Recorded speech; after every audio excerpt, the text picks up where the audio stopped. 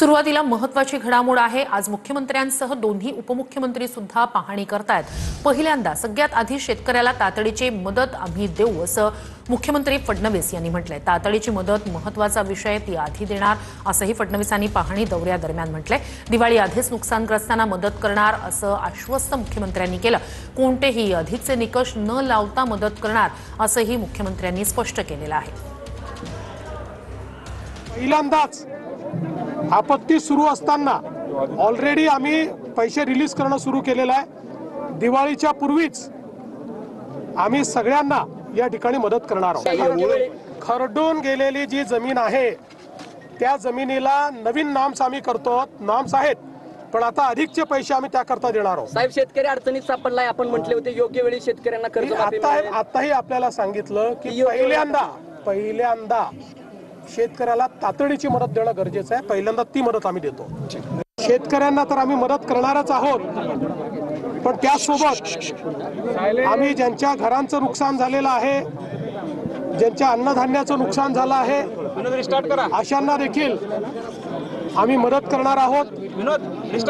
शासनाने हा निर्णय केलेला आहे की कुठलेही अधिकचे निकष न लावता आणि कुठे आवश्यकता असेल तर निकष शिथिल करून नागरिक केंद्रित मदत करायची आहे।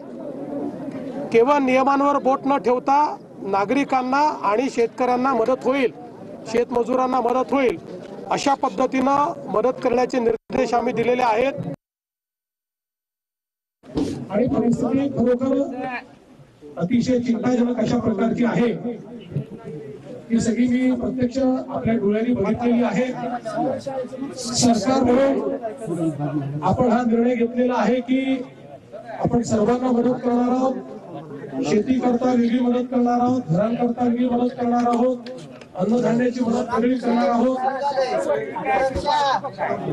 शाळेचे नुकसान भरून काढून जे काही इन्फ्रास्ट्रक्चर आहे ते सगळं, रस्ते असतील, शाळा असेल, या सगळ्याकरता मदत आपण करणार आहोत। काल तातडीची मदत म्हणून आपण 2000 कोटी रुपये रिलीज देखील केले आहेत। या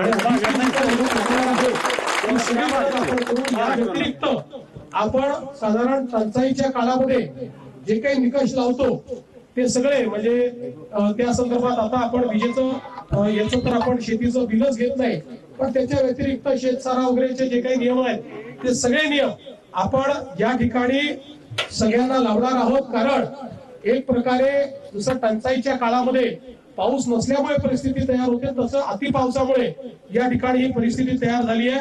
आणि म्हणून त्या निकषाची सगळी मदत ही आपण या ठिकाणी करणार आहोत। आणि मी आपल्याला हे आश्वस्त करतो की मदत करताना राज्य सरकार कुठेही आकडता हात घेणार नाही।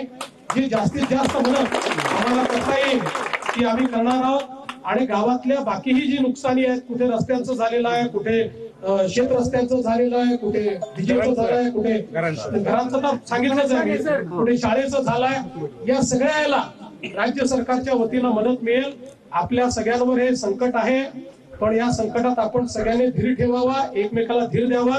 राज्य सरकारही आपल्या पाठीशी उभं राहील, मी एवढंच आपल्याला सांगतो।